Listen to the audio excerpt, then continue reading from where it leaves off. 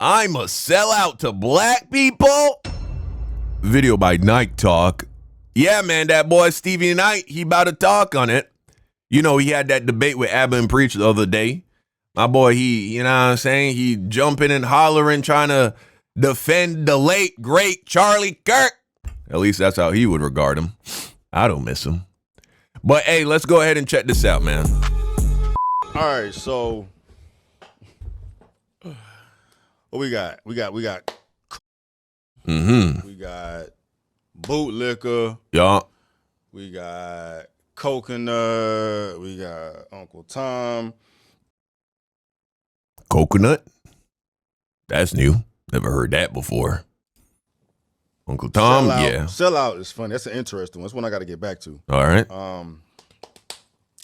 Yeah, man. You know, as of this whole Kirk situation, bro, these labels have been flying at your boy. Yeah, and it's for not sure. something I'm new to, bro, because when you have, I guess, more conservative takes, and I hate even putting that label on things, man, but, you know, nigga, you only get called a sellout for one thing and one thing alone, and that is pushing anti-blackness, or in this situation, hyper-glazing a racist. It's mad black people that have conservative views, whether it's because of their culture or their religion, right? I'm Caribbean. Mad Caribbean people, mad African people. It's a very conservative culture in some regards. You know what I mean? Especially in regards to social issues like abortion, gay marriage, things of that nature. That don't make you a sellout.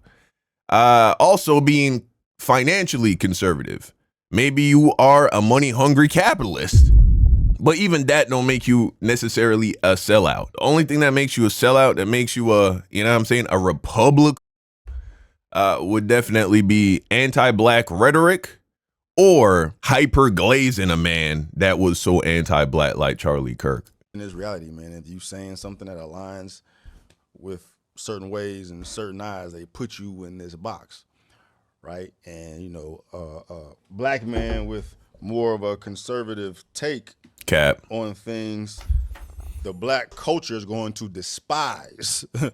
I mean, your boy done got death threats from strangers, bro. Like, it's like that, bro. That's a whole different conversation, man. But ain't nobody sending this nigga death threats, bro. Ain't nobody sending him death threats. Throw up the receipts. I don't believe that. Who trying to kill you, bro? Niggas ain't worried about you. The labels. Like the name calling that bother me is what it means at the core is my issue, man. All right. You know what I mean? Because when I get those labels tossed at me, I know exactly who I'm talking to, and I know that there's no talking to them. Right? Like if you come to the point to, you know, label someone, and I know what that means in the black community too, bro. It's like, you know, if you black, being called a coon or Uncle Tom, bootlicker or whatever, it's like the worst thing ever because they're pretty much saying you ain't black, right? And just no, we saying something far worse than that. That you are black, but you are throwing other black people under the bus for white approval and white dollars. You know what I'm saying? Like just on that alone, what that stands for, it's like thinking black people need to be a monolith. Like all black people need to look the same and feel the same and view things the same. That's a whole nother problem in itself, man. The reality of the situation. Here's why that's bullshit. This is a bullshit argument. Do y'all believe that we as a society should be a monolith in regards to how we view pedophilia, for instance? Let's take a look at that. Don't y'all think that should be a view that we should be a monolith on? Right? And that's fuck those guys. So yes, as educated black people, we should be able to take a look at the circumstances that we live in, take a look at the history of this country, the history of our people, and stand together in unison on certain things. I'm not saying we all got to like the same music. I'm not saying we all got to dress the same, wear our hair the same. That's not what anybody is saying. When you are hyper glazing a dude like Charlie Kirk, who says when he goes on a plane, if he sees a black pilot, he's going to say, boy, I hope he's qualified, even though technically, the people who benefited the most from DEI policies are white women. But even worse than that, that is racist by definition. To say to yourself, before giving a person an opportunity to perform, you're going to start off with the predisposition that that person is incompetent and not capable to do their job just because of the color of their skin. That's who Charlie Kirk was. In fact, Charlie Kirk was someone far worse than that, but that's just an example that everybody's heard. The black pilot bullshit he be saying. Basically, he's saying black people aren't smart, we're not competent, we're not hardworking, we don't want shit like white people, right? The white man, he really wants it, and so he'll put in the work, he'll put in the effort to try and make it, to do his best. But the black man, he just is trying to do whatever he can to skate by. When we know in this country, when you're a black person, you got to be 10 times as good as the white person just to get a chance. Period. Bro, just look at who is the biggest conservative YouTuber right now? I'll wait. Who is the biggest conservative YouTuber right now? Yes, she is a Republican, but she's a GOAT. This is, bro, whenever you let niggas into shit, we fucking end up, if not dominating it, we end up shoulder to shoulder with, it don't matter what you look like, white, Asian, Hispanic, it don't matter. How you let a black woman into the conservative space and she fucking took that shit, nigga. She took that shit from y'all. This is my point. You know what I'm saying? These niggas are racist, bro. They're racist to even have that disposition just because you're black. I'm going to doubt whether or not you're competent. And so what makes it nasty is when you, a black man, for the sake of trying to make white dollars, glaze a nigga like that. Is that black people are not a monolith. When y'all want black people to be a monolith, bro, and that's not it. And it's racist, bro. It's like the pot on the kettle black, right? Regardless of what it is. How's it racist? For people to view me. It's racist for people not to fuck with you because you glazing a racist. That's crazy. And judge me on what I'm saying based on my skin tone is racist. And personally for me, dog, like the amount of racism I've ever experienced ever in life is, especially now, I know for sure this is the most amount of racism I've personally experienced throughout my entire life, right? From the flooding of it, man. Well, it makes sense though, because I got a lot of eyes on me. But okay, but this be the same dude to say that this chick is a pick-me because she overly on the men's rights activist side. Listen, man, a sellout is a sellout. We all know what it looks like when you're a sellout. Yes, you get this hyper criticism because you're black. Why? Because not only do you live as a black man, I presume, in America, and grew up in America, and so you know what it is, but you have more incentive than the white man to actually look and see if what these people are saying about your people are true. It shows where your loyalty is, because the truth is on this side. Charlie Kirk, he's a liar, and he's just filled of lies. The things that conservatives say about black people are oftentimes, if they're not bald-faced lies, they're distorted or exaggerated or placed on an island without the context of everybody else. Perfect example, they would say, oh, black on black crime is crazy. 9 out of 10 times if a black person is the victim of a homicide, he's killed by a black man. Yeah, that sounds crazy. Black on black crime, that's insane. But then when you take a look at the fact that 8.5 out of 10 times, right? So we just call it 8 out of 10 times when a white person is killed, they're killed by a white man. Now, all of a sudden, the statistics in regards to blacks don't sound as bad, right? And so if you really loved black people, then you would be going out of your way to defend black people. You wouldn't be siding with the people spreading lies. And if you did that, you know what you would do? You would actually do the research and learn that, oh, people are trying to misrepresent black people. People are trying to lie on black people. And so that's how we see where your loyalty lies, because not only is the truth over here, but you with such ease accept the negative narratives that come from people like Charlie Kirk. But all right.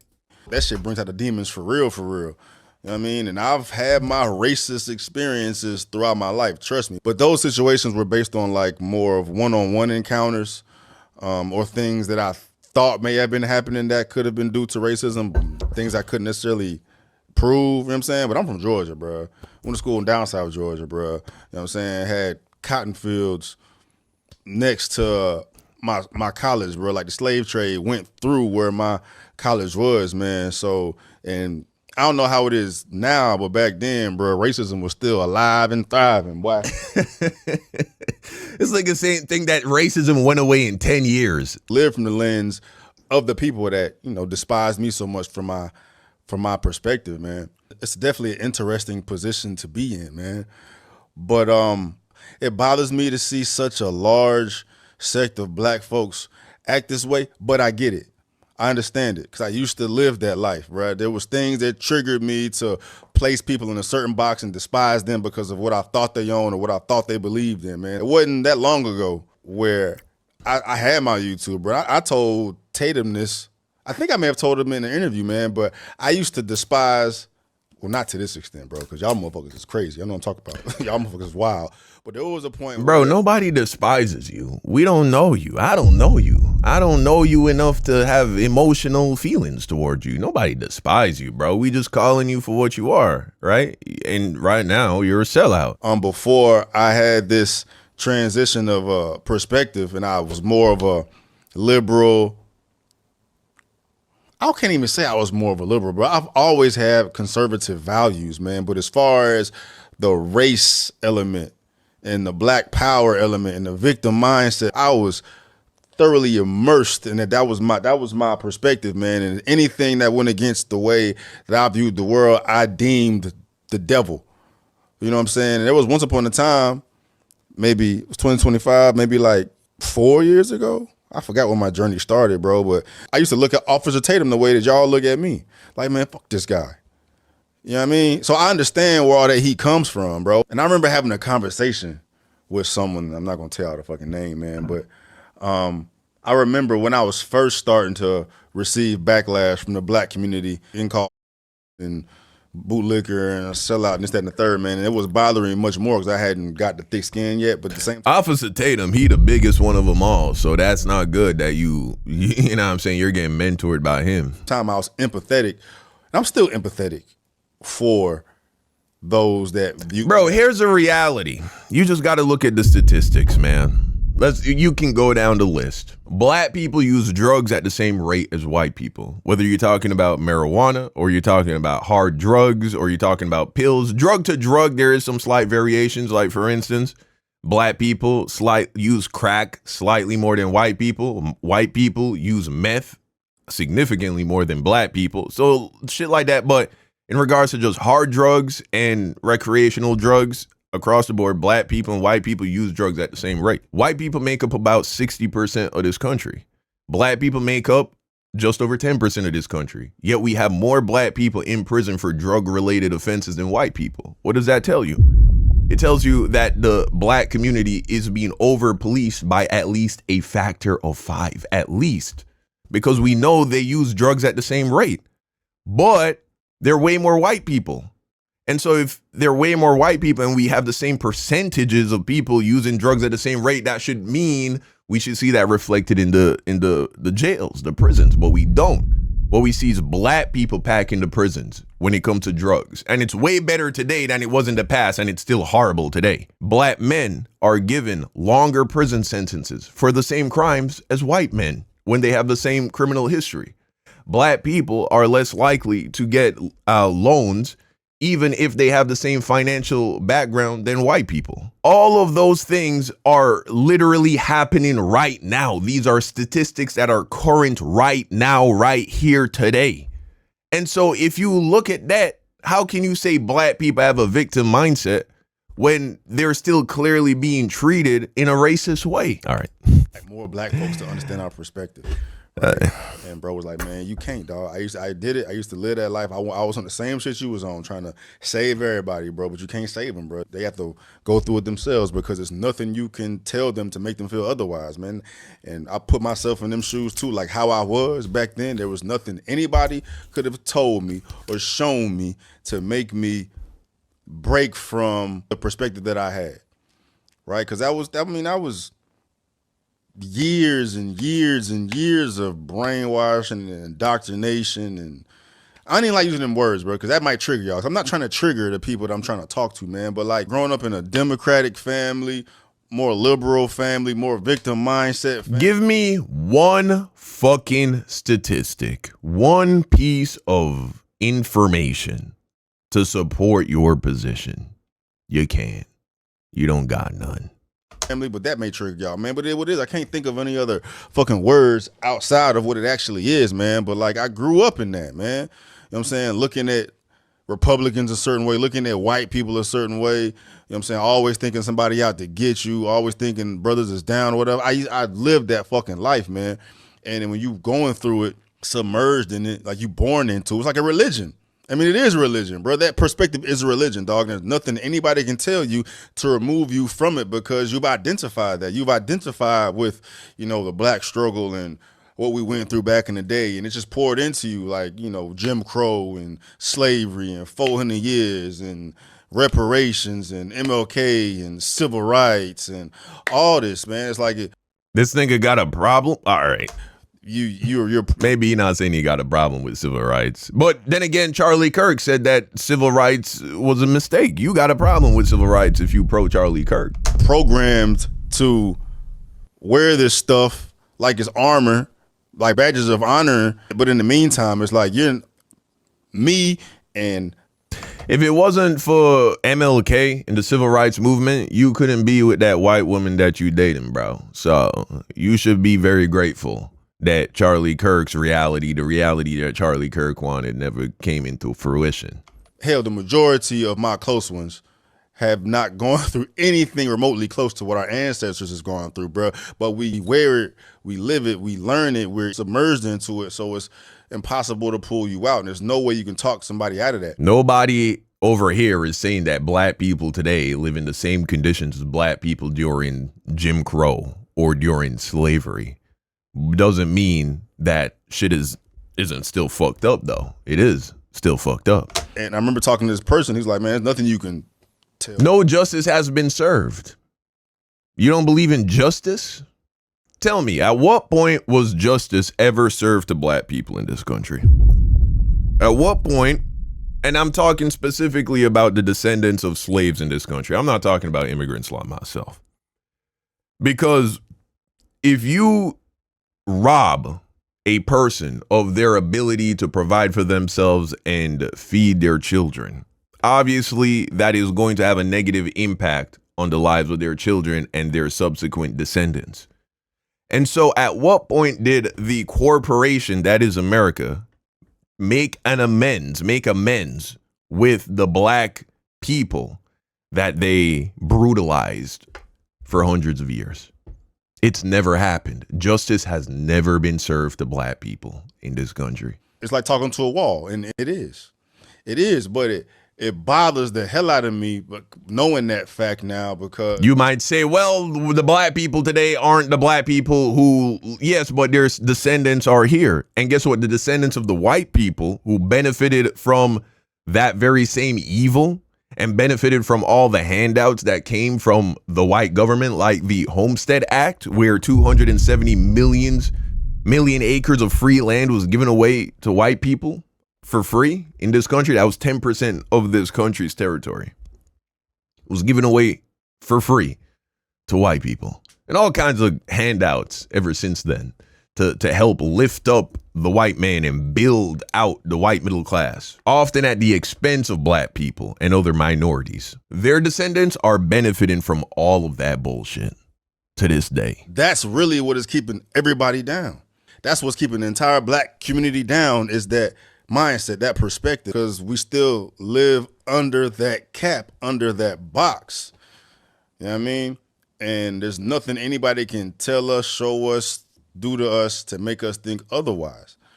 Some of y'all may be curious about my journey, how I got to where I am right now. That's a whole different video, but I've said it countless times. It was YouTube and just the flooding of different perspectives and ideas and people I've talked to that broke. You need to read a book.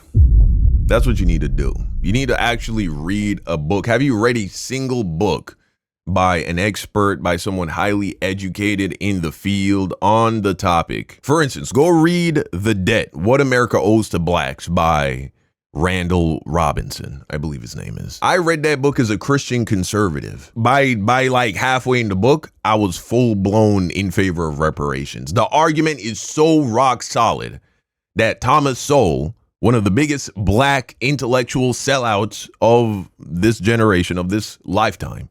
He hasn't written a book against reparations. In fact, he doesn't have a video where he says why black people don't deserve reparations. He has a video talking about why black people wouldn't benefit from reparations, but he can't because the argument is too solid. The argument is too strong.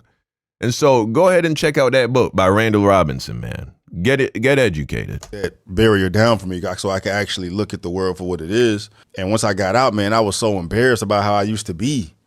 You know what I'm saying? How weak I looked, bruh. Talking to homies, like people that aren't black, that would never confront me about how weak I looked to them when I was living in that black box.